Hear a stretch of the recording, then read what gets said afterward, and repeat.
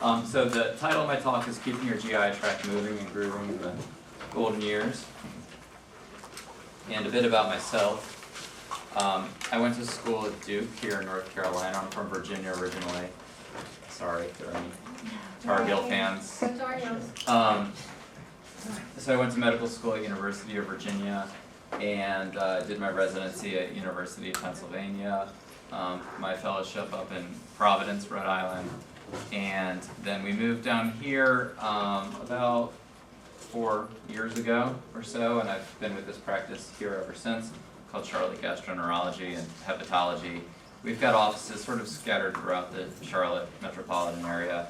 I primarily practice in the sort of southern region. I go back and forth between Matthews and Valentine, mostly in Matthews and down to Monroe a little bit. My family and I are Reformed Jews. We belong to Temple Bethel and the JCC. And this is my wife Amanda, my son Jonah, my daughter Maya. So what's important to my senior patients? Essentially, what's important to my senior patients is what's important to most people, which is basically that you want to be able to enjoy life for as long as possible with the people that you love and care for. And so that my hope with today's talk is that basically everything will sort of be focused around this goal. How will we be able to enjoy the things that we enjoy for as long as possible with the people that we care for? So the first part of that quote, how do we become able to do the things that we enjoy? Well, really what we're talking about here in terms of digestive health is things that affect the quality of life. What kinds of things keep you in the home, keep you from being able to go out and enjoy what you like to do in the world, keep you from being able to visit family. And these are common issues that I deal with on a daily basis with folks, and we'll be talking about these today. The first is problems with constipation. The next one that we'll talk about is called irritable bowel syndrome. We'll talk a little bit about diverticulosis and diverticulitis and what's the difference. This is really a common thing people deal with. And then something that doesn't get mentioned but is an incredibly common problem are issues with incontinence, which is a really devastating problem. Although it doesn't really impact quantity of life, it can have huge detriments on quality of life. And so the second part of that quote, how do we do things that we enjoy doing as long as possible? Well, what we're talking about then, of course, is quantity of life. And so then we get into these issues like colon cancer screening, and we'll talk a bit about today about dietary recommendations and lifestyle modifications to make that quantity of life as much as possible. So this is my word of warning. What I do is not glorious. Someone's got to do it. But usually the things that I talk about are usually kept behind locked doors, and so it can be a bit disarming, to bring these things out in the public.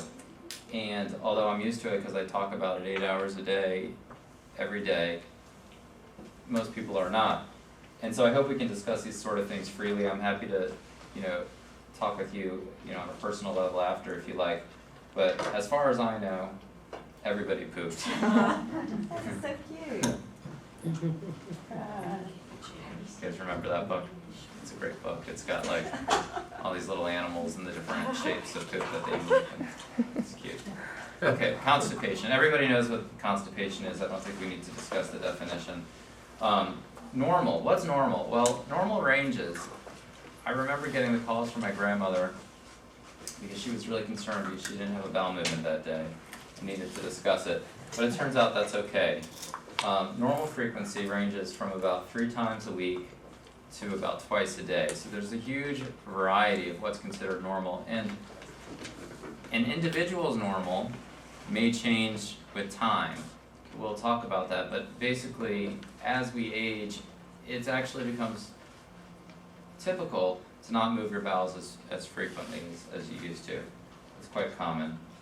We consider something to be problematic, for lack of a better word, if people are moving their bowels 2 or fewer times a week. And the other issue I deal with is not just frequency, but also difficulty going. Sometimes people will go every day, but they have a hard time doing so. And I sort of lump that in with constipation as well, just difficult evacuation. So what causes these problems? In general, people either have a slow moving colon. Who knows what the colon is, by the way? We've all heard the word. What is it? Part of your intestine. Part of your intestine? Right, so the colon is really the same thing as the large intestines. These things can essentially be used interchangeably. It's basically the last stop along the road before the exit, right? And the colon is really responsible for absorbing water.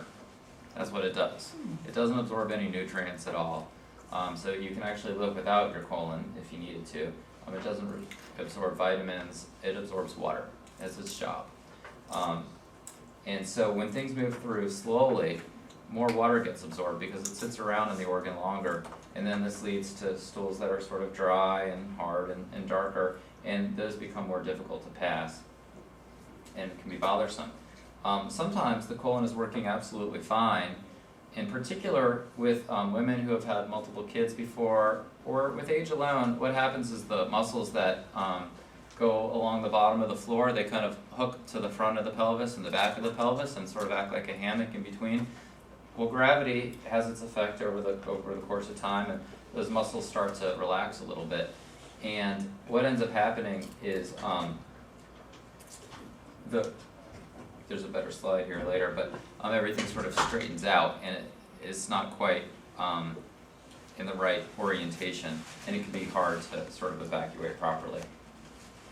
So the colon's about 3 feet long.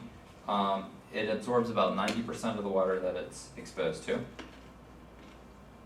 And there are common problems other than just sort of normal aging that can cause constipation to be aware of. The one I come across all the time is medication side effects.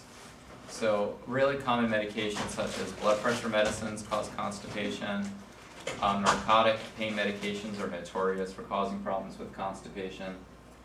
And it becomes really easy when you're on 2, 3, 4, 5 different medications to run into a situation where you're taking medications to treat side effects of other medications, sometimes not even knowingly. And then you can sort of run into the spiral where then you take another medication to treat a side effect of that one. So it's really important if you're dealing with problems with constipation to sort of sit down with your doctor and say, listen, I'm having this problem, is there anything that I'm taking that could be leading to this, and maybe is there a substitute that would work better, or if not, how do I deal with this problem otherwise? Women have more problems with constipation than men, but certainly both genders get it. Parkinson's disease is something that quite commonly leads to constipation, and it turns out that treatments for Parkinson's disease also cause constipation. So folks with Parkinson's have a very difficult time with this. One of the consequences of stroke is that it affects the nerves that go to the gut, and as I said, natural aging can lead to this too. Ineffective emptying is when the colon moves things through normally, but in the end, things just won't come out. And the main problem that causes this is just a natural weakening of the pelvic floor muscles.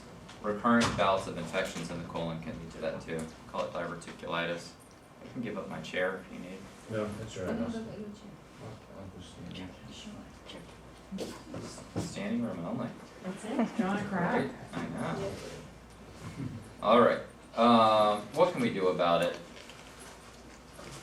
The main thing that we do about this generally, in addition to sort of trying to figure out the cause and addressing the underlying cause, 90% of the time it just is what it is, and we end up using laxatives to treat constipation. We have things like stool softeners or stimulant laxatives that make the colon move faster.